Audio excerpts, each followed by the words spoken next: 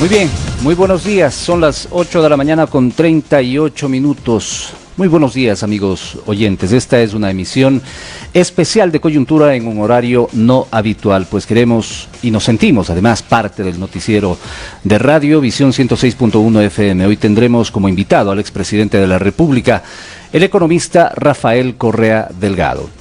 Este espacio no busca protagonismos ni confrontación con sus invitados, con ninguno. El pluralismo es nuestra carta de presentación. No pretendemos tampoco ser parte de la vieja escuela del periodismo que busca el show mediático, pero sí buscamos respuestas y verdades completas, con preguntas que quizá incomoden, pero que son muy necesarias en bien de la transparencia que tanto anhela el Ecuador. Expresidente Correa, ojalá al finalizar esta entrevista nos podamos estrechar las manos, aunque sea de manera virtual, y sobre todo que la gente encuentre un espacio respetuoso, con más certezas que dudas. Bienvenido al espacio Coyuntura, expresidente.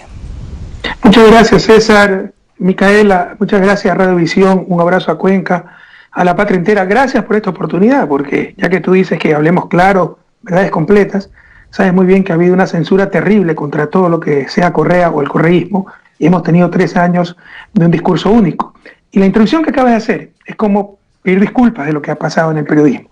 En la vieja escuela, nunca vio existir esa escuela. Los periodistas están para informar, están para entrevistar, no están para interrogar, para imponer sus verdades, para escucharse ellos mismos, sino para escuchar al entrevistador. Están para contrastar, para verificar información, no para hacer preguntas capciosas que lo que hacen es fomentar más rumores. Así que estoy seguro que esta va a ser una extraordinaria entrevista, pero lo que nunca se debió justificar es lo que hemos vivido como pseudo periodismo en Ecuador, que nos ha hecho tanto daño. Gracias, expresidente. A mi lado y como siempre me acompaña Mijaela Badín, experimentada periodista también, con quien compartiremos este diálogo. Buenos días, Mijaela. Muy buenos días, estimados oyentes. César, expresidente Rafael Correa, estamos de nuevo con ustedes. No olviden de escribirnos y seguirnos a través de las redes sociales. Estamos en Facebook como Coyuntura S y en Twitter como Coyuntura Ecuador. También pueden dejarnos mensajes al WhatsApp 099-590-9296. Como adelantaba mi compañero César Tacuri Vintimilla, buscamos respuestas a preguntas que están en boga estos días con pluralismo de fuentes. Comenzamos con el programa, César. Expresidente, quiero plantearle de inmediato la primera pregunta para iniciar. Y quiero una primera impresión suya para ir luego puntualizando los varios aspectos de este diálogo, de esta entrevista. Otto Sonnenholzner, María Paula Romo, Juan Sebastián Roldán, las 3 autoridades han desplegado su tarea en esta crisis sanitaria por el coronavirus. El presidente Lenín Moreno está en aislamiento absoluto. Él mismo salió a decir que por su condición física no puede o no le permite frentear de manera personal este problema. ¿Cómo califica usted en pocas palabras, por favor, y como preámbulo, la gestión de estas 4 autoridades mencionadas? César, Mijaela, es el momento de unidad, pero no por eso podemos permitir que nos lleven al desastre. No es mi opinión.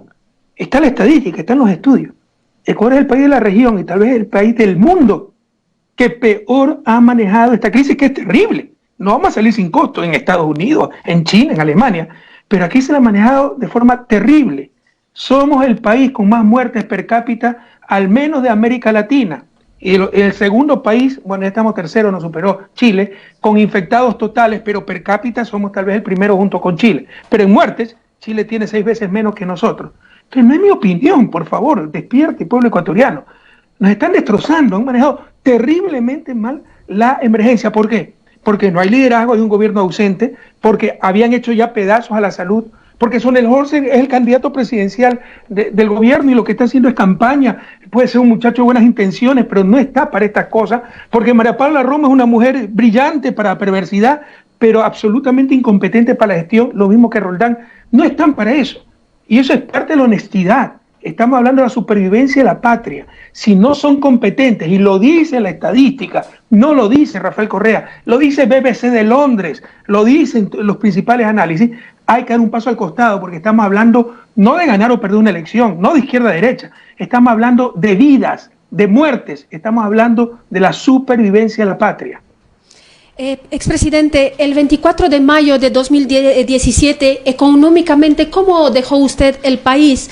Le pregunto porque Lenín Moreno incansablemente dice que nos dejó quebrados, a eso se sumó ahora la crisis sanitaria por el coronavirus y el actual gobierno afirma no tener los recursos para frontearlo, al punto que la misma ministra de Salud, Catalina Andramuño, en su renuncia dijo que sin plata, sin dinero no puede hacer nada. ¿Es así, expresidente? ¿Tan mal estamos en materia económica? Por ejemplo, Micaela, llevan 3 años con esas inquietudes, pero es tan fácil como ver las cifras. En el 2017 crecimos 2.4%. ¿Cómo puede decir que la economía estaba en crisis? Aquí tengo los datos, porque siempre me hacen la misma pregunta. Un argumento fue el sobreendeudamiento. Estas son cifras del Ministerio de Finanzas y también está en el Banco Central. Cualquier ciudadano, cualquier congregado lo puede ver. ¿Cómo hemos pasado 3 años discutiendo obviedades? Era solo de ver la cuenta del Banco Central o en el Ministerio de Finanzas, pero nos ha ocultado todo esto. Año 2016, último año de mi gobierno completo, 25.7% deuda externa PIB, 25.7%, con deuda interna y el total 38.2%. Hoy estamos en 50.4% de este gobierno en el que nos ha endeudado. Nunca hubo los 60.000, 70.000 millones que eran endeudamiento. Hicieron unas cuentas folclóricas que nunca se habían hecho en el Ecuador, todo fue una gran mentira. Dijeron que no teníamos reservas. O sea, las reservas aumentaron grandemente con nosotros. Y nuevamente, aquí están las cifras, ¿ya? En dolarización, comparar las reservas con las reservas de Colombia, Perú, es una barbaridad técnica, porque ellos necesitan respaldar la moneda nacional. En países sin moneda nacional, con dólar, no hay moneda nacional para respaldar. Las reservas tienen otras funciones, básicamente respaldar las operaciones internacionales del gobierno, porque gran parte de esas reservas es dinero público. Entonces, todos son pretextos, pero por favor, aquí el mensaje, más allá de que me crean de cuestiones técnicas, podemos pasarnos todo el programa en esto, lo esencial, pidan pruebas, nunca más nos debemos engañar de cómo nos han engañado estos 3 años, pidan pruebas, cifras oficiales, no que dice Vanguardia, como los 4 pelagatos, no es que dijo Celi. Las pruebas, las cuentas oficiales, Banco Central, Estadística, Ministerio de Finanzas, y se disipa cualquier duda. Aquí no había dónde perderse. Jamás hubo crisis, jamás hubo sobreendeudamiento. Ahora sí, han destrozado la economía. Y por si acaso, pese a lo duro de la situación, sí se puede sacar recursos. Pero entre otras cosas que aplaudió la gente, porque es manipulada por los medios de comunicación, está que cerraron la fuente de financiamiento del Banco Central. Imagínense, ahí está la plata del sector público y prohibieron que preste el sector público para mandar esa plata afuera. O sea, una locura técnica, una locura económica. Lo más rápidamente posible reviertan esa ley y se liberan cerca de 2.500 millones de dólares en financiamiento para el sector público. Pero estamos cosechando lo que se sembró en estos 3 años de mentiras. Expresidente, hablemos un poco de Alberto Dajic. Usted en agosto del 2010 hasta cierto punto lo defendió y solicitó su amnistía para que pueda regresar al Ecuador, pero desde que Dajic llegó al país ha sido uno de sus principales críticos, sobre todo en el tema económico y del gasto público. Hace pocas horas, Alberto Dajic solicitó al gobierno que se reduzca de manera drástica el gasto burocrático en Ecuador para enfrentar la epidemia. Que tiene que sacrificarse el sector público, dice Dajic. ¿Usted comparte esa posición, expresidente? ¿Qué voy a compartir? Y ya está enfermo Alberto Dajic, por si acaso. Bueno, uno de los tantos damnificados en estos años de tanto odio, polarización, es la nobleza. Porque hasta por nobleza alguien debería quedarse callado algunas veces, incluso si tiene algo que criticar. Pero ni siquiera aquello es cierto. Por si acaso, yo haría lo que hice de nuevo. Porque cuando dije que Alberto Dajic lo creía un hombre honesto, no era porque estaba de acuerdo con él, nunca he estado de acuerdo con él. Son cosas distintas. Cuando le di yo, y ese fue uno de los motivos de mi distanciamiento con Alberto Acosta, cuando teníamos la Asamblea Constituyente en mayoría absoluta, la amnistía a Gustavo Noboa, es porque lo creía inocente de lo que lo perseguía Férez Cordero, pese a que no coincidía con él y no obstante todos los insultos que ahora me lanza cada vez que puede. Entonces lo volvería a hacer, porque es cuestión de principios, porque estamos defendiendo a un hombre honesto, o que creemos honesto, o al menos del crimen que se lo acusa es inocente, no que si está de acuerdo o en desacuerdo conmigo. Yo sé separar esas cosas. Pero Alberto Dajic realmente es psiquiatra. O sea, en estos momentos, buscar más despidos, buscar más gente en el desempleo es un absurdo. Además, que no tiene sustento técnico. Mire, usted puede ver la capacidad de un economista cuando sabe diferenciar entre lo que es ideología. Cuando yo digo, El ser humano sobre el capital, eso es ideología. Pero sigo 2 más 2 es 4, eso es técnica. Cuando sabe diferenciar entre ideología y técnica. Lo que está hablando Alberto Dajic es ideología. No existe evidencia de que mientras menos gasto público mejor. Por el contrario, los países más desarrollados con mayor nivel de vida, Dinamarca, revisen, Noruega, tengo los cuadros, ¿eh? No quiero, puedo acceder aquí en mi computadora, pero a la final se me va la pantalla porque no soy muy bueno para estas cosas, pero se los mando después si quieren, ¿no? Tienen 50, 55%, Francia 52% gasto público sobre PIB. Por el contrario, los países más paupérrimos del planeta, Sudán, tienen 12, 13%. Uno de los países menos desarrollados de América Latina, Guatemala, 13, 15%. Ecuador está en un 37, 38%. El mismo nivel que Estados Unidos.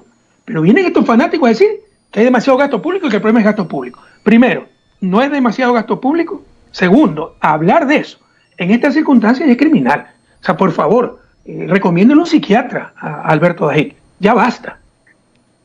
Expresidente, quizá hablando no de gasto público, sino de inversión, ¿usted cuántos hospitales, por ejemplo, dejó para el país en su gobierno? ¿Cuáles de estos funcionan en la actualidad adecuadamente? Y lo pregunto, por ejemplo, porque el hospital de especialidades de la mujer, no sé si estoy bien en el nombre, del IES, en el cantón Zaruma, provincia del Oro, no está funcionando adecuadamente desde su inicio. Entonces, claro, se puede hacer muchas obras, pero quizás por el apuro o por el apremio de hacerlas, ¿hubieron fallas, expresidente? No, por supuesto que siempre hay fallas, César. Nosotros tuvimos 100.000 millones de dólares en inversión en nuestro gobierno. Me preguntas cuántos hospitales, yo no sé. Entre nuevo y repotenciado habrán sido, me parece que eran 52, ¿no? Algunos, en Guayaquil, por ejemplo, el de Los Ceibos, el de Monte Sinaí, el del Guamo, cada uno es cerca de 500 camas. Ahí tenemos cerca de 1.500 camas, el de especialidades de Puerto Viejo, otras 500 camas, la maternidad Luz Helena Aresmendi al sur de Quito, el nuevo hospital del IES también en el sur de Quito. Entonces, no tengo en la cabeza cuántos hospitales hicimos. Sin embargo, por supuesto que puede haber falla, pero te puedo decir que si hacíamos las cosas bien, lastimosamente este gobierno destrozó el sistema de salud como ha destrozado absolutamente todo. Recuerda que dijeron, o sea, burlándose todavía, ¿no? La ignorancia es atrevida, que ya no se hacen hospitales de 500 camas. O sea, los tontos éramos nosotros. Hemos vivido 3 años del mundo al revés. Resulta que lo tonto era hacer escuelas del milenio, había que seguir con las escuelitas unidocentes. Resulta que lo tonto era hacer hospitales y lo inteligente es destrozar el sistema de salud y mira el drama que estamos pasando. Resulta que los que nunca hemos tenido una cuenta en un banco, en un paraíso fiscal, una cuenta offshore, somos los que tenemos 31 juicios penales y se sabe hace más de un año la cuenta del presidente, las cuentas del vicepresidente y no pasa absolutamente nada, incluso si no hubiera dinero sucio, eso es ilegal, pero en la cuenta del Moreno sí hay dinero sucio de Sinohidro y no pasa absolutamente nada. Realmente el mundo al revés. Esto es importante, César, Mijaela, porque nos engañaron. Ahí está el gasto público de Dajic. Imagínate si no tuviéramos lo que hicimos en salud. Pero pese a que mejoramos mucho, Ecuador tiene, eso sí lo tengo en la memoria, unas 24.000 camas hospitalarias. Las recomendaciones a nivel mundial es que se tengan 2 camas por cada 1.000 habitantes, por lo menos. Entonces esas son 34.000 camas. Pese a que avanzamos mucho en mi gobierno, faltaban 10.000 camas y faltan 10.000 camas hospitalarias. Pero dijeron que estaba mal hacer hospitales y ahora Alberto Dajic dice que hay que reducir gasto público. Y gasto público es eso, los médicos públicos, los hospitales públicos, los colegios públicos, las universidades públicas, la policía, los militares. Entonces, ya basta, seamos sensatos, pueblo ecuatoriano. Entonces pudo haber habido una falla, César, no sé el caso del hospital que me dicen, ni siquiera lo ubico. Pero te puedo asegurar, pues, que en general lo hicimos muy bien. En 10 años se hizo lo que no se había hecho en 50 años. Antes éramos ejemplo de cómo hacer bien las cosas. La epidemia de la gripe porcina en el 2009, parece. Fuimos el país de la región que mejor la enfrentó. Ahora somos el país de la región que peor enfrentamos las cosas. Esa es la diferencia. Expresidente, ya que hablamos del gasto público, hablemos también del pago de la deuda ecuatoriana. El 23 de marzo, el ministro de Finanzas, Richard Martínez, con la venia del presidente Moreno, decidió pagar 324 millones de dólares por concepto de bono soberano, deuda externa, en vez de destinar esos recursos para enfrentar la crisis sanitaria. Más allá de las críticas por esa postura, bajo su criterio, ¿qué hubiese sido lo adecuado, expresidente? Pero es obvio, Mijael, aquí nadie quiere estafar a nadie, pero estamos ante una pandemia mundial, una situación que no se ha visto en la historia contemporánea. tan solo comparado probablemente con la peste negra del siglo XIV, cuando el mundo no estaba tan interconectado, pero que devastó Europa y parte de Asia. El mundo no ha vivido algo parecido. El mundo va a ser distinto después de esta catástrofe, porque es una catástrofe. Y en países como Ecuador va a ser aún mayor catástrofe, un verdadero desastre. Entonces, incluso en los códigos civiles de cada país existe el motivo de fuerza mayor para no pagar una deuda. Ha habido antecedentes. Alemania, ¿no?, en un momento dado, después de la guerra, no pudo pagar sus deudas, la suspendió unilateralmente. Estados Unidos, algunas ciudades, counties, etc. Entonces, es un claro motivo de fuerza mayor que tenemos, y no tan solo de que perdí el trabajo, no, que se está muriendo la gente. Entonces, por supuesto que había que posponer el pago de esa deuda, 324 millones. Y lo dijo el propio Fondo Monetario, Banco Mundial, y estos van contrario a lo que dicen sus propios organismos que tanto admiran. Que realmente es una locura, es una irresponsabilidad.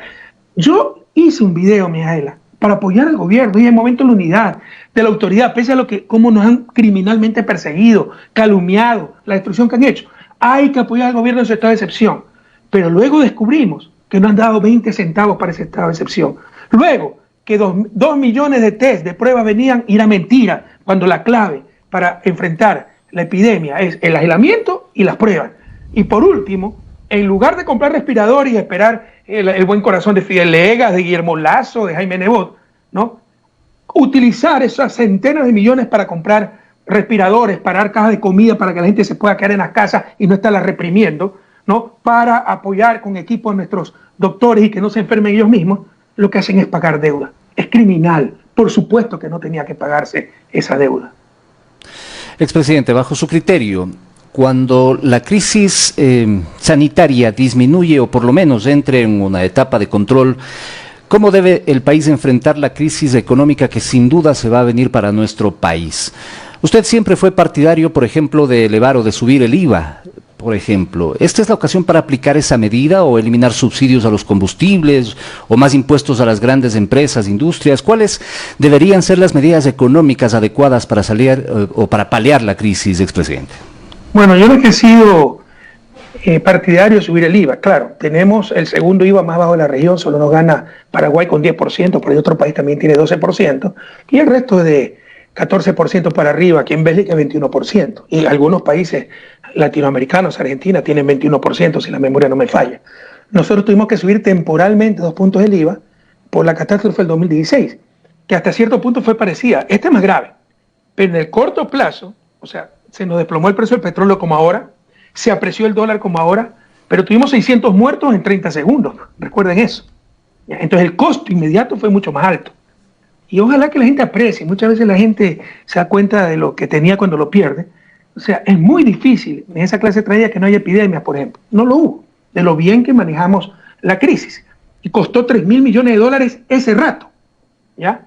Yo creo que esta crisis es más dura todavía, pero obviamente es secuencial, es un proceso que va a ir aumentando, en que se van a ir aumentando los costos, ¿no? Entonces, no es que yo soy partidario del IVA, y si se sube el IVA, para que no sea recesivo, no es que se tiene que mandar esa plata a reserva como le encanta hacer a esta gente, o sea, inmovilizar la plata, o para pagar hasta anticipadamente deuda externa. Tendría que regresar en forma de inversión pública para reactivar la economía, y el efecto del gasto público es mayor que el dólar que se quita a las familias por aumento del IVA, ¿no? Tiene efecto recesivo, pero el efecto de reacción, de expansión del dólar que se invierte, del gasto público, es mayor. Entonces saldría ganando la economía. Yo creo que habrá que tomar ciertas medidas, pero en el corto plazo se puede obtener cerca de 6.5% del PIB con algunos ajustes. Por ejemplo, 1.400 millones que para llevarle la contra Correa devolvieron el subsidio al IES que no lo necesita, y el IES está mandando su plata afuera. Eso hay que suspenderlo. Por ejemplo, el pago de deuda externa. Este año tenemos cerca de 2.500 millones en pago de deuda externa. Obviamente, eso hay que suspenderlo. A ver, reviso bien, perdóneme.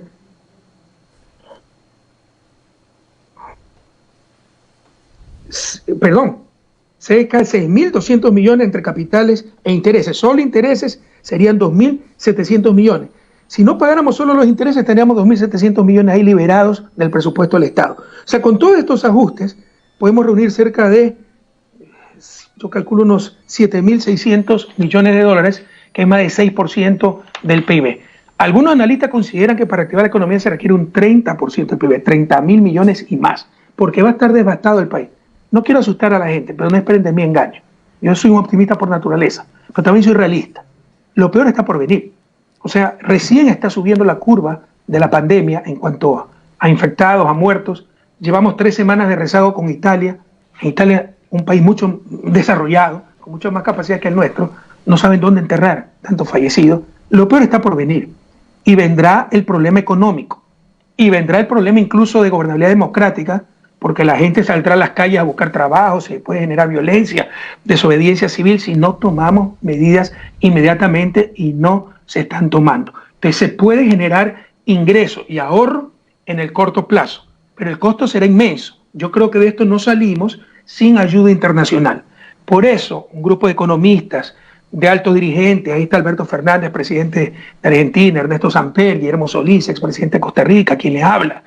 Estamos luchando para que se condone la deuda externa, o al menos se flexibilice grandemente, y también con un grupo de economistas estamos empujando para que el Fondo Monetario saque un rescate muy fuerte. El Fondo Monetario puede ser las veces de un Banco Central Mundial, como ya lo hizo en la crisis del 2009, en que emitió lo que se llama derechos especiales de giros. Es algo técnico, es una moneda contable, pero que sirve como unidad de cambio. Si Ecuador recibiera eso, se puede recibir hasta 6.000 millones de dólares, ya pudiera atender sus obligaciones externas, pudiera hacer swaps, canjear esto por divisas, meterlas al país y reactivar la economía. De esta no salimos sin costo, pero obviamente se puede mitigar ese costo. Y una reflexión final, si me permiten, queridos compañeros. Por favor. Hemos vivido en las últimas décadas la apología del individualismo. Incluso en teoría económica, los economistas que me escuchan, la teoría del mercado, la mano invisible de Adam Smith, cada quien buscando su propio beneficio, genera el mayor bienestar social, ¿no? El egoísmo racional, es lo más absurdo que existe. El efecto de mis acciones sobre los demás, que se llaman externalidades técnicamente, lo ponían como un fallo de mercado, como una excepción, ¿no?, al modelo central, a cómo funcionaba la sociedad, que era como lo describía la teoría. Eso es falso. La excepción es cuando mis acciones no tienen efecto sobre los demás, en sociedades tan complejas, tan interconectadas. Y este bichito o virus microscópico nos lo ha enseñado. Basta que uno no tenga cuidado para que pueda matar a decenas o contagiar a miles. Y hemos tenido una globalización, ahora se puede globalizar la epidemia también, pero no tenemos un gobierno global, no tenemos coordinación de acciones globales, no tenemos un sistema de salud global. Y fíjense las consecuencias. El mundo va a ser diferente. La lección es durísima, pero ojalá que aprendamos que todos juntos estamos en este planeta que se llama Tierra y que lo que le pasa al uno también me puede pasar a mí y que debemos tomar acciones colectivas a nivel planetario para protegernos los unos y los otros. Mire, estuve buscando mientras hablaba, por eso algunas veces, y si soy un poquito impreciso, me disculpan porque mientras estoy respondiendo busco el material. Aquí tengo en pantalla lo del gasto público, cifras oficiales, comparativo mundial. Déjame ver si puedo partir la pantalla, si cometo alguna barbaridad me disculparán. ¿Sale el PowerPoint o no? Compartir pantalla. ¿Salió el PowerPoint? No salió. Bueno, en todo caso tengo las cifras oficiales aquí. Francia, 56% gasto público PIB. Finlandia, 53%. Bélgica, 52%. Dinamarca, 52%. Noruega, 49%. Ecuador, 37%. Japón, 37%. Estados Unidos, 35%. Por el contrario, los países menos desarrollados, Guatemala, 13%. Sudán, 15%. Chad, 15%. República Centroafricana, 16%. Son los países más pobres del mundo, los africanos, Guatemala no. Y viene Alberto Adía a decir que el problema es el gasto público. Por favor, recomiéndenle un psiquiatra. Expresidente, ahora en otro plano, ¿cuál es su mirada al tema de los medios de comunicación privados y aquellos que en redes sociales hacen el papel de influencers? Hasta hace 2 semanas atrás aplaudían y respaldaban la gestión del gobierno de Lenín Moreno, pero me toma por sorpresa que en las últimas horas, en los últimos días, le critiquen severamente al presidente, basados en 2 cosas fundamentales: el manejo económico de la crisis y la falta de transparencia en el manejo de las cifras oficiales. Ya no les queda más, pero los grandes culpables de lo que ha pasado estos 3 años, de este mundo al revés que le decía, son los medios de comunicación. Han sido cómplices incondicionales de este gobierno nefasto, que debió irse desde el primer día en que votó a la basura el programa de gobierno. Lean la Constitución.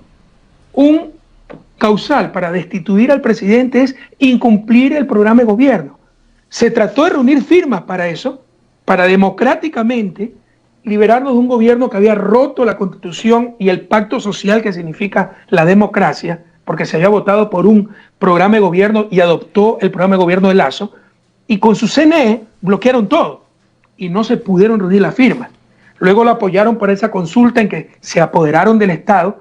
Luego vino Trujillo, que creyó que era un emperador, y lo aplaudieron y desbarató todo el Estado y puso a los peores en todos lados. Y así fuimos deteriorando. Esto ha sido un proceso, ¿ya? Y el mundo patas arriba, los peores mensajes, por ejemplo, que el gasto público es malo. Ahí vemos las consecuencias de haber debilitado el sistema de salud. Que construir hospitales era malo. Que las escuelas del milenio eran malas. Que las nuevas universidades eran malas. Elefantes blancos. Que la refinería del Pacífico es mala, que ha sido un proyecto fallido cuando no se ha puesto un tubo, no se ha empezado. Pero ¿dónde está la plata? 600 millones son los estudios, es lo que cuesta los estudios de ingeniería de un proyecto de 12.000 millones de dólares. Ecuador es un país que solo refina, después de 40 años de exportador de petróleo, cerca de 30% de su petróleo. El resto lo exportamos crudo para después comprarlo procesado. Es como vender choclo para comprar humitas, no tiene sentido. Además, esa refinería también es un complejo petroquímico básico, pero finalmente tener petroquímica para producir plástico, para evitar que salgan divisas, exportar incluso estos productos a países vecinos. Todos dijeron que estaba mal. El puente a ningún lado. Acuérdense toda la barbaridad. Y los honestos, las personas capaces que trabajamos día y noche por la patria, en 10 años hicimos lo que no hicieron en 50 años. Somos los que tenemos 31 juicios penales, a cada rato que tengo cuenta en el Vaticano, en Aruba, ya no saben qué más decir. Jorge Glama de 2 años preso sin una sola prueba en su contra, cuando sabemos dónde está el dinero de esta gente y la fiscal no mueve un dedo. Los cómplices de todo esto, los encubridores, han sido los medios de comunicación. Este gobierno no hubiera podido hacer ni la 10ª parte de la destrucción que ha hecho si no hubiese sido por la complicidad de los medios hegemónicos. Gracias a Dios existen medios como Radiovisión.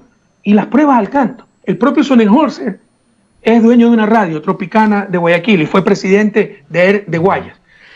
Martínez, el ministro de Obras Públicas, el hijo de Martínez, el dueño de Diario Expreso. El otro, Arroba, secretario de Comunicación, el hijo de Arroba Dito, propietario de Radio Sucre. Oquendo tiene a su hijo en el consulado en Canadá. La Tania Tinoco tiene a su hija también por ahí en una embajada. Eso es corrupción, por favor. No han sido periodistas, han sido gente comprada para apoyar a un gobierno nefasto. Y cuando ya no le queda más, empiezan a abandonar el barco. Que sea una lección aprendida. La prensa hegemónica que hay en los lugares comunes, ¿no? Nosotros somos los defensores de la democracia. No, nos han robado la democracia. Porque sin información no hay democracia. Y hemos vivido 3 años de engaño tras engaño. Los grandes culpables, no es Moreno, Moreno es un inútil. Los grandes culpables, la tragedia nacional que vivimos, se llaman medios de comunicación hegemónicos. Expresidente, tenemos algún problema. Nosotros lo escuchamos muy bien, pero su imagen se quedó congelada. Le voy a pedir unos segundos nada más de paciencia. Voy a poner una cortina con nuestro logo y vamos a restablecer el contacto para poder vernos, expresidente. Por favor, regálenos unos segundos de su paciencia.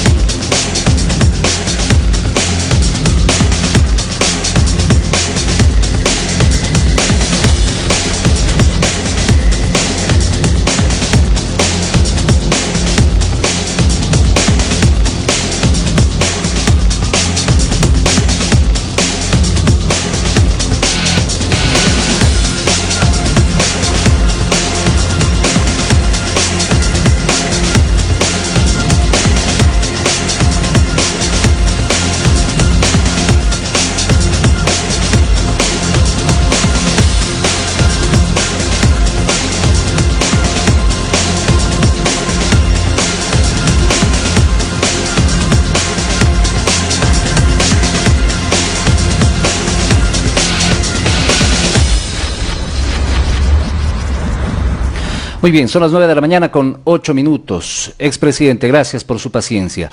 Y aprovechando que usted hablaba ya de los líderes políticos, también aparte de los medios de comunicación y los periodistas, quiero hacer un análisis de ellos, de los líderes políticos, y ojalá se pueda hacer también una autocrítica desde su parte. Hoy casi todos hacen notoriedad y buscan protagonismo. En algunos casos lo hacen, por ejemplo, donando parte de su sueldo para ese dinero vaya a combatir la crisis sanitaria. Alcaldes, asambleístas, y a propósito a los ministros no los escucho aún, pero ¿cómo sabemos los ecuatorianos si eso se trata o no de demagogia cuando las donaciones no tienen control efectivo para saber a dónde van esos recursos, expresidente? César, más importante que eso, yo prefiero creer en el ser humano. Mire todo lo que nos ha pasado, las traiciones que hemos recibido, los engaños, los oportunistas que se nos colaron. Pero quiero seguir confiando en el ser humano, si no, sería muy triste mi vida, ¿no? Prefiero que me engañen 10 veces a dejar de creer en la humanidad. Entonces quiero creer que tienen recta intención, son cosas honestas. Pero también quiero transmitir claramente que esa no es la solución. Siempre habrá lugar para solidaridad. Pero esto lo vamos a resolver con políticas públicas, con eso que se llama Estado, que es la representación institucionalizada de todos nosotros. Y eso es lo que han estado despedazando estos 3 últimos años. O sea, habría que ver, toda esa gente de bondadoso corazón, cuánto paga de impuestos. Esto se va a resolver con la gente pagando sus impuestos, el que más tiene más pague, para poder construir hospitales, para poder comprar respiradores, para poder contratar personal médico y poder atender crisis como esta. Bienvenida toda esa solidaridad espontánea. Bienvenido ese apoyo del sector privado, pero esto no lo va a resolver el sector privado con esa solidaridad espontánea. Lo vamos a resolver de forma organizada, coordinada, todos juntos, y esa representación se llama Estado. Esto se va a resolver con políticas públicas. Ojalá que hayamos aprendido nuevamente de esta durísima experiencia. Expresidente, le invito a hablar ahora del Instituto Ecuatoriano de Seguridad Social. Parece ser que el seguro no tiene remedio, todos los años el mismo tema, pues la corrupción. Antes de su gobierno, en el gobierno de turno, pero el IES siempre se lleva la mención honorífica. Ahora resulta que iban a comprar mascarillas con sobreprecio y resulta ser que la autoridad máxima, Paul Granda, no sabía lo que estaba pasando en su gestión. La pregunta del millón, expresidente, ¿cómo terminar la corrupción en esta institución tan noble? Pero es que Mijaela, bueno, César la presentó como una persona con mucha experiencia, lo he visto no dudo aquello, pero la veo bastante joven, ¿no? Sin embargo, tenemos que aprender otra cosa. No lo digo por ustedes, como ciudadanos comunes, somos muy proclives los ecuatorianos a eludir responsabilidades, ¿no? Los corruptos y el gobierno es el culpable porque él tiene que resolvernos el problema. No, la lucha contra la corrupción no es del presidente, no es de un gobierno, es de todo un pueblo. Y con dolor le digo, somos demasiado tolerantes para la corrupción. Le pongo un ejemplo. Alex Bravo, creo que se llamaba este señor, el que fue gerente de refinería, el que organizó todo esto de las coimas en la refinería de Esmeraldas, ¿no? Alex Bravo, Freddy Bravo, no me acuerdo cómo se llamaba. Alex Bravo, me parece. Alex Bravo. Yo no lo recuerdo, o sea, tendré alguna foto con él, pero yo no lo puse, lo recomendaron, lo puso el ministro Pareja Yanuseli cuando era gerente de Petrocor, qué sé yo. Yo estuve muy contento, porque era el primer gerente de refinería que era esmeraldeño, cuando la refinería siempre estaba en Esmeralda. Primera vez en la historia. Bueno, resultó un corrupto completo. Pero lo que después me enteré es que cuando se casó este señor, hizo el fiestón del siglo, llevando el catering desde Quito. Y obviamente todo el mundo asistió a la fiesta. Y era obvio que estaba robando, porque ¿quién se puede pagar con un sueldo de servidor público tremenda fiesta? Entonces somos muy tolerantes con la corrupción, no nos engañemos. Pero al mismo tiempo, para desfogarnos un poco, decimos, el corrupto, y cuando se ve un corrupto, así sea el conserje, el culpable es el presidente. Yo no quiero caer en lo mismo que ellos han hecho conmigo, ¿no? Paul Granda, que se ha portado miserablemente, él es cuencano, un tipo, una bajeza impresionante, después que perdió la alcaldía de Cuenca me llamaba cada semana a llorarme, a preguntarme qué hacía, ahora soy el ladrón, el sinvergüenza, y se acomodó con Moreno, ¿no? Pero él no tiene por qué saber lo que estaba haciendo, a pesar de que es su mano derecha, no su director, no sé qué cargo tenga del viejo, el que haya tratado de realizar ese acto corrupto, ¿no? Pero eso es lo que hicieron contra mí. O sea, si descubrían un caso de corrupción en refinería, o sea, una asesora que pedía para su empresa privada que ni sabía que existía,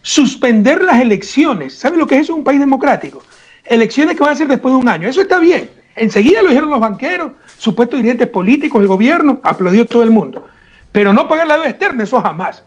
O sea, mucho más grave es suspender elecciones que dejar de pagar la deuda externa. Mucho más grave es suspender las elecciones que dejar de pagar la tarjeta de crédito en el banco. ¿No le parece? Pero nos confunde. Aquí se necesita nuevamente política pública. Eso le ha faltado al gobierno. No hay nada. No hay nada. Tenemos un señor tomándose fotos. Así no va a resolver el problema. Créame que si fuera candidato de gobierno, que es candidato presidencial, para eso lo pusieron ahí, si estuviera haciendo bien las cosas, fuera el primero en apoyarlo. Pero somos el país que peor ha manejado la crisis. No hay política sanitaria, no hay política económica, macro ni micro. Macro, controlar que no salgan dólares. Generar ingreso fiscal con aranceles, por ejemplo, no es solo subir el IVA, que puede generar ingreso fiscal. Buscar financiamiento, como en el mismo Banco Central. Pero micro, ¿qué hace la gente que está sin trabajo? Entonces, hacer una moratoria de pago de créditos a la banca. Y obviamente, si hay un banco en problemas, ahí lo respalda el gobierno y tenemos cómo respaldarlo. Otros lugares comunes es que Correa desapareció toda la liquidez. Por primera vez tenemos un fondo de liquidez, pero con la plata de los propios bancos, que supera los $1.000 millones para esta clase de situaciones. Que si hay un banco en problemas, se lo respalda con el fondo de liquidez. Pero si la gente no puede pagar, no se les puede imponer estas cosas, pero faltan decisiones gubernamentales. Nuevamente, a nivel micro, hay que garantizar la estabilidad laboral. Ya las empresas empezaron a despedir trabajadores, eso es criminal en la situación que vivimos. Por ejemplo, exigimos que la gente se quede en las casas. Tanto se ha criticado a los guayaquileños. Guayaquil tal vez es la ciudad con mayor cantidad de trabajadores autónomos que tienen que salir a las calles para ganarse el día a día, si no, no tienen cómo alimentar a su familia. Entonces queremos dejarlos en la casa, hay que llevar alimentos. Eso lo dije hace 10 días en un video que grabé. Las Fuerzas Armadas no deberían estar reprimiendo, deberían estar llevando cada de comida a quienes lo necesitan. ¿Ya? Nada de eso se ha hecho. Te falta mucha política pública, macroeconómica, microeconómica y obviamente a nivel sanitario. Por ejemplo, la forma de combatir la epidemia era aislamiento y pruebas. Ecuador, o sea, normalmente se considera que se debe hacer una prueba por cada 200 personas más o menos, ¿no? Eso significa en Ecuador unas 100.000 pruebas, ¿no? Estamos haciendo 100, 130 por día, o sea, en 3 meses vamos a acabar de hacer las 100.000 pruebas. ¿Y por qué? Se hacen pruebas aleatorias incluso, no por el que se sienta mal, porque el momento en que César le hacemos una prueba y se demuestra que tiene el virus, no solo lo aislamos a César, sino que sabemos dónde estuvo en el canal, estuvo en la iglesia, estuvo en la fiesta, y se comunica a todos, y es mucho más fácil detectar quiénes son portadores del virus. Así se venció a la epidemia en Corea, pero tampoco tenemos esa política pública sanitaria en Ecuador en estos momentos. Expresidente, el gobierno nacional, hablando del tema de los despidos, a través del... Dejé de escucharle, Mijaela. ¿Me escucha? ¿Me escucha? ¿Me escucha? Sí. Sí. El gobierno nacional, a través del vicepresidente Otto Schönenholzner, fue muy enfático en decir que se prohíben durante esta crisis los despidos en el sector público y privado. Pero a las pruebas me remito. Hay denuncias en despidos de una institución de educación superior en Chimborazo. Hay despidos en las compañías de vigilancia privada, los guardias de seguridad. Solo durante los 9 primeros días de emergencia sanitaria, el Ministerio de Trabajo registró 431 denuncias de este tipo. No hay institucionalidad en nuestro país. Mijaela, no sé si usted me escucha, yo no los escucho. Yo le escucho perfectamente. A ver, expresidente, ahí me escucha a mí. No los escucho, compañeros. Ok. Vamos a darnos nuevamente un segundito. Algo está pasando con las conexiones vía Skype. Nosotros le escuchamos perfectamente al expresidente de la República. Estamos haciéndole varias consultas sobre el tema del sector laboral en nuestro país, pues desde el gobierno nacional se ha dicho y se ha mencionado enfáticamente que no deberían haber despidos ni en el sector público ni en el sector privado, pero de todas maneras hay denuncias, hay más de 430 denuncias en el Ministerio de Trabajo sobre este tema, sobre los despidos. en el sector privado. Entonces, eso queremos también tener esa visión con el expresidente. Ahora sí nos escucha, expresidente. Sí, César. Sí, perfecto. Ahorita vino el audio nuevamente. Perfecto. Le vamos a repetir la consulta, por favor, Micaela. En el gobierno nacional, a través del vicepresidente Otto Scharnhorst, fue muy enfático decir que se prohíben durante esta crisis los despidos, tanto en el sector público como en el sector privado. Pero, como dije antes, a las pruebas me remito. Hay denuncias de despidos en una institución de educación superior en Chimborazo y hay despidos en las compañías de vigilancia privada, en los guardias de seguridad sobre todo. Las denuncias de este tipo, sobre todo, quería preguntarle, ¿no hay institucionalidad en nuestro país que haga respetar las disposiciones y luego vele por el derecho ciudadano? No hay gobierno, Mijaela, ¿para qué nos engañamos? O sea, 3 años hemos tenido un gobierno menos que mediocre, pero después de las protestas de octubre, donde yo pasé como el malo, el ambicioso, que quería apoderarme nuevamente del gobierno porque dijimos, invocando la Constitución, que llame a muerte cruzada para evitar lo que sucedió. 11 muertos, 1.300 heridos, o 1.300, sí, heridos, 1.200 detenidos, tanto dolor humano, ¿ya? Pero en ese momento, cuando la CONAIE tuvo que salvar al gobierno, quedó liquidado el gobierno. No tiene ninguna autoridad, tiene 4% de credibilidad. Para una crisis de esta naturaleza, se necesita liderazgo, se necesita credibilidad. Y no tenemos gobierno. Yo traté de apoyar al gobierno. Está mi video ahí colgado en mi Twitter, diciendo, todos respaldemos el estado de excepción. Y me ratifico. Se requiere estado de excepción, hay que respaldar al gobierno. Pero después de tanta contradicción, que no dan un centavo más para la emergencia, que era mentira 2 millones de pruebas, que renuncia a la ministra de Salud en plena crisis, que pagan deuda externa y quieren y no hay ni para mascarillas. O sea, ¿ya qué podemos hacer? No podemos seguir apoyando al general, porque me dicen que estamos en media batalla si sabemos que nos lleva un desastre. Pues hay que cambiar al general para tener al menos una esperanza de que no sea tan desastroso el final de la batalla. Entonces, yo creo que se tiene que ir al gobierno de forma democrática, constitucional. No tenemos gobierno. Esta crisis nos tomó en el peor de los momentos. Sin gobierno, con politiqueros, un Sonehorner, bueno, Moreno es un inútil, pero un Sonehorner queriendo ser héroe, tomándose fotos en todos lados, pero sin políticas públicas, sin pensamiento estratégico, sin nada. Una Marapala Romy y su banda siguen persiguiendo. Ahora resulta que el problema somos nosotros, que tenemos miles de troles para fake news y tonterías para desviar la atención. Un Juan Sebastián Roldán sigue en politiquería. Esa gente tiene que irse a su casa, la historia los va a juzgar. Pero en este momento se trata de supervivencia de la patria. Pongan al peor correísta, que si es capaz y lidera, tendrá mi total apoyo porque se trata de la supervivencia de la patria. Entonces, con un gobierno tan debilitado, tan delegitimado, va a decir lo que le dé la gana y la gente no lo va a cumplir porque además saben que no le importa, que es irresponsable. Entonces, están despidiendo trabajadores en las florícolas, en las empresas de seguridad, en empresas privadas en Guayaquil. Por supuesto, tampoco se le puede exigir a las empresas sigan pagando salarios y no vendan. Por eso tiene que haber un programa del gobierno para apoyar hacia las empresas. Para eso se necesita ingreso o financiamiento. Hay que buscarlo. Y hay que buscarlo si se puede en conjunto. Mire qué importante era UNASUR en estos momentos, pero también lo destrozaron. Sepan ustedes que UNASUR tenía el Consejo de Salud de UNASUR y el Instituto de Salud, que cuando hubo la gripe porcina reunió a todos los ministros de salud de Sudamérica para tener una estrategia conjunta. Todo lo destrozaron y están las consecuencias. En todo caso, mirar hacia adelante y tratar de resolver las cosas. Entonces, se requiere ya esas políticas públicas que no existen. Respaldar a esas empresas también con financiamiento y a su vez el gobierno obtener financiamiento para que no despidan trabajadores. Pero nada de eso hay. Solo tenemos un Sonehorst paseándose en helicóptero y tomándose fotos y así no se va a resolver esta gravísima crisis. Estamos hablando de la peor crisis de la historia planetaria en la historia moderna, contemporánea al menos, ¿no? Estamos hablando de la propia supervivencia de la patria porque, insisto, yo soy un optimista por naturaleza, pero no me engaño. Creo que se nos viene una catástrofe sanitaria, creo que lo peor está por venir. Creo que se nos viene una catástrofe económica y se nos puede ir la dolarización porque no han sabido controlar los daños. Y creo que se nos viene una catástrofe democrática, engordelada democrática, porque la gente va a salir a las calles desesperada para buscar comida, buscar ingresos. Va a haber desobediencia civil y tarde o temprano tendrá que irse el gobierno, porque nadie lo va a respetar.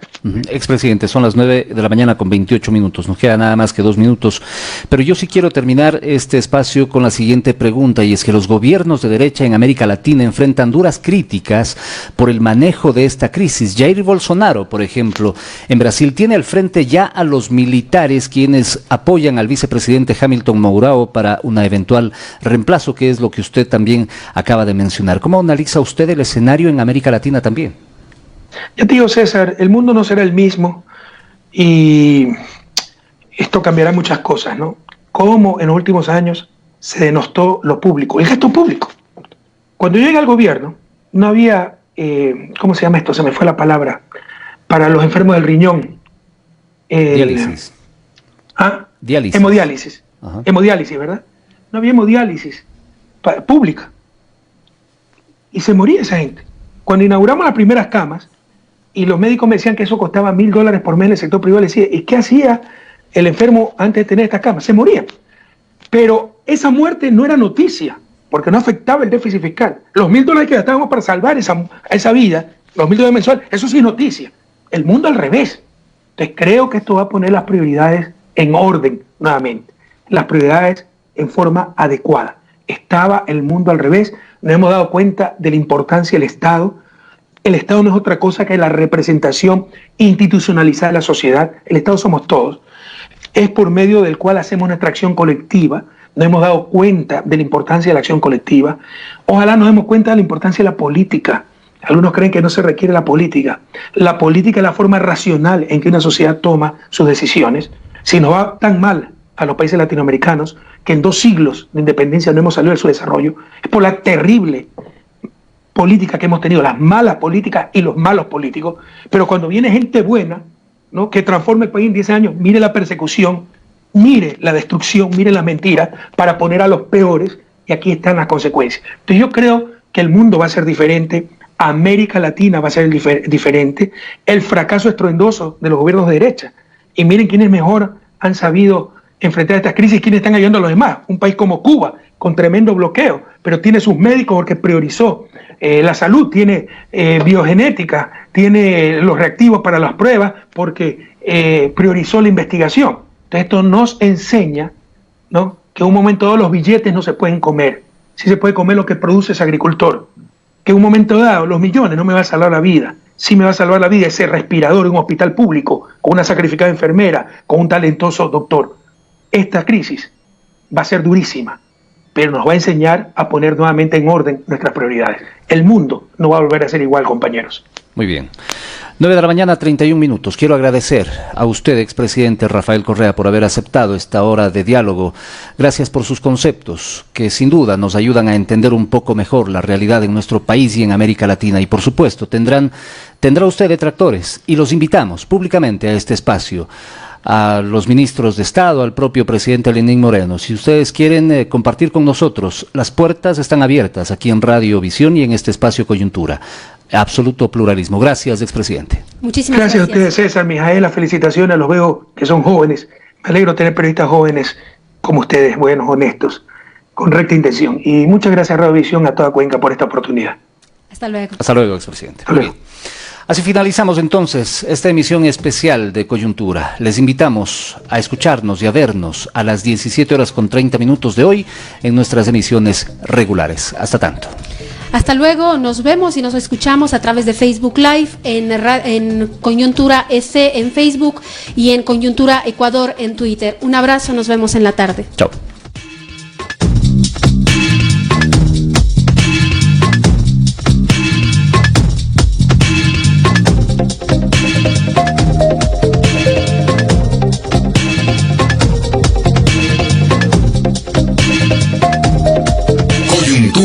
La noticia se genera en cualquier momento. Regresamos mañana con más análisis, más opinión.